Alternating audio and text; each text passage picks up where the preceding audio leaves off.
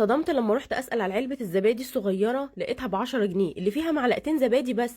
طب ليه؟ طب ما نعمله في البيت ومحدش يقول لي عايزين مكنه زبادي. هنجيب كيلو وربع من الحليب الطازه الكامل الدسم، وهنغليه، ولما يبقى دافي خالص كده، دافي زي دمعه العين زي رضعه البيبي، هنحط عليه 3 معالق كبار من الزبادي الخميره اللي بيتباع عند اللبان. بنجيب علبه زبادي ولازم تكون عنده بايته بقالها يومين 3 علشان تديك النتيجه المظبوطه. هنحط كمان، حطيت معلقه من السكر علشان يشيل الحموضه اللي بيعملها الزبادي، ما يبقاش فيه حموضه كده. وضربته بالهاند بلندر، تقدري تعملي الخطوه دي في الخلاط. وبس كده، يعني شويه سكر و3 معالق كبار من الزبادي الخميره، ولازم الزبادي يكون بايت، ما تروحيش تدوري على الزبادي الطازه.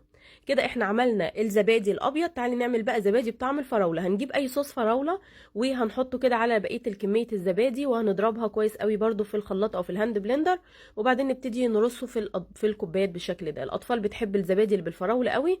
ودي الكميه اللي طلعت معايا من كيلو وربع من الحليب. بعد كده احطهم في صينيه، واحط لغايه ربع الكوبايه كده ميه سخنه، واكون مشغله الفرن على درجه حراره كده 180 حوالي 10 دقايق. ولما يطفى الفرن اطفيه تماما، وادخل الصينيه تقعد ليله كامله جوه الفرن، وبعد كده اطلعها احطها في التلاجة تقعد حوالي 4 ساعات قبل التقديم. واستمتعي باجمل زبادي.